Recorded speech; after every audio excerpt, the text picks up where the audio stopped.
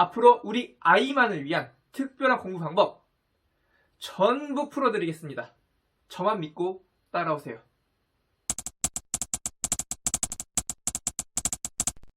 여러분 안녕하세요. 서울대에 들어가려면 상위 몇 퍼센트 정도 돼야 될까요? 자, 전체 수험생이 약 한 50만 명 정도가 있다고 했을 때 2022년 서울대 입학생은 3,443명입니다. 수치적으로만 보면 딱 0.7%예요. 서울대에는 합격했지만 의대, 치대, 한의대 이런 곳에 진학하는 학생들까지 생각하면 1% 정도라고 생각할 수 있습니다. 하지만 1%라는 수치만 놓고 보면 결코 적은 수치는 아닙니다. 한 학년 학생이 500명 정도가 있다고 한번 생각해 볼게요. 자, 그럼 서울대 몇 명 갈 수 있죠? 1%라고 하면 5명 정도 갈 수 있겠죠. 그런데 전국의 모든 학교에서 3명에서 5명 정도 서울대 갈 수 있나요? 우리 주변에서는 실제로 서울대 간 학생이 많을까요? 대부분 아니라고 할 겁니다. 100명 중에 1명은 서울대를 가는데 왜 내 주변에만 서울대 간 학생이 없는 걸까요? 잘 생각해보면 지역 불균형 때문에 그렇습니다. 정말 안타깝게도 서울대를 제외한 다른 최상위권 학생들은 지역 불균형이 훨씬 더 많아요. 그나마 서울대는 어떤 게 있냐면 지방 학생들을 의무적으로 뽑아야 되는 지역 균형 전형이 있습니다. 이것 때문에 그나마 서울대에 지방 학생이 많은 거예요. 자, 그러면 지역 불균형이 있다면 좋은 지역으로 이사 가면 되지 않을까요? 이런 합리적인 의심을 해볼 수 있습니다. 이렇게 생각하시는 분들 은근히 많이 있을 수도 있어요. 사실 이 말은 너무나도 당연한 말입니다. 그런데 학군 괜찮은 곳, 제가 알기로는 집값이 대부분이 20억 이상 돼요. 지역에 따라 다르겠지만 현실적으로 학군을 따라서 이사 다니는 건 쉽지 않다는 얘기입니다. 자, 그렇다면 좋은 학교 어떻게 보낼 수 있을까요? 크게 보면 두 가지입니다. 첫 번째는 돈, 두 번째는 열정. 조합을 해보면 첫 번째로 돈으로만 보낼 수도 있고요. 두 번째는 돈과 열정으로 같이 보낼 수 있습니다. 세 번째는 열정으로만 보낼 수도 있겠죠? 자, 여러분 혹시 앞으로 아이들 사교육비에 들어갈 금전 계획 짜보신 적 혹시 있으신가요? 짜보신 분 손 한번 들어봐 주세요.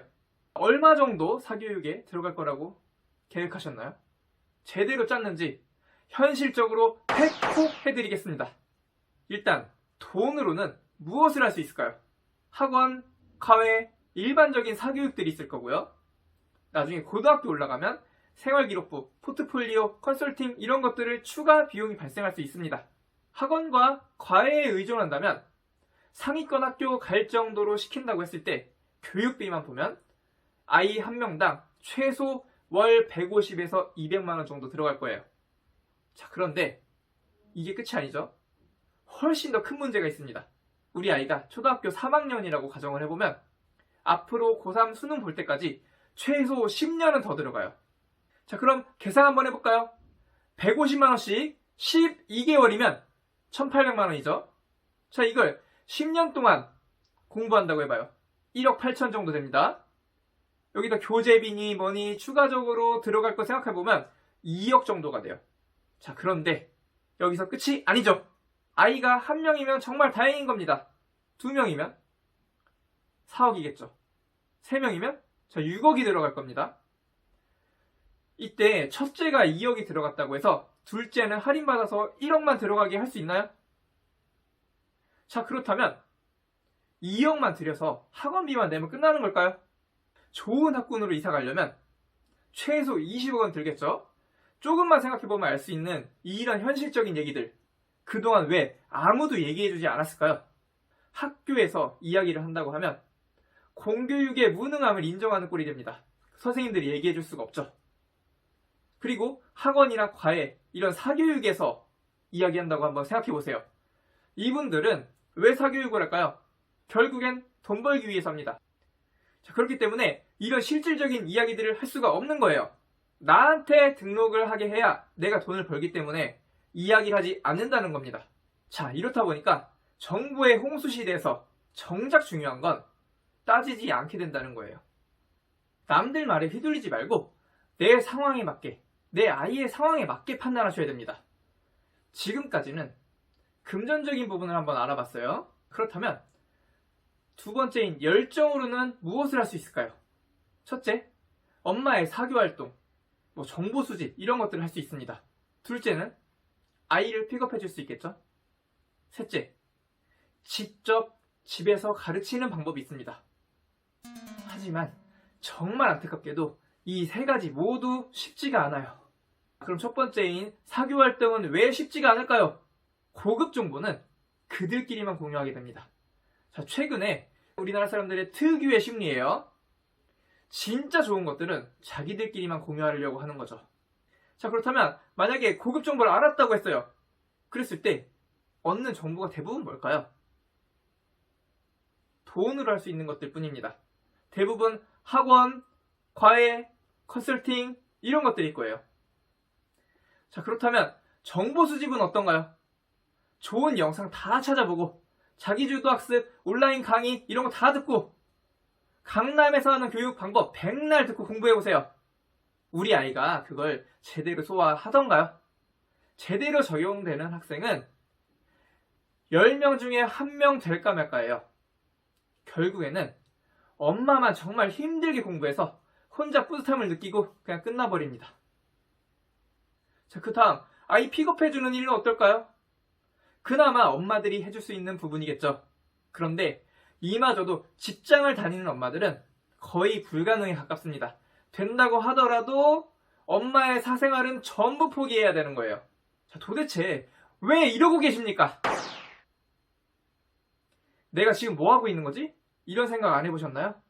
대부분 아이에게 도움을 주고 싶은데 방법이 없어서 내 시간과 노동력이라도 아이를 위해서 써야지 이렇게 생각하시는 겁니다. 정말 안타까운 일이죠. 그렇다면 집에서 가르치는 건 어떨까요? 누구나 그렇게 하고 싶겠죠. 근데 생각해보니까 이게 잘 되던가요? 방법 자체를 모르고 직접 공부해야 된다는 이런 부담감이 있습니다. 그리고 또 아이랑 자꾸 싸우게 돼요. 정말 안타깝죠? 그리고 나서 아이들과 관계만 더 안 좋아지고 대화가 단절이 됩니다. 결국엔 어떻게 될까요? 다시 학원으로 가겠죠. 이러니까 열정으로도 해결되는 게 없습니다.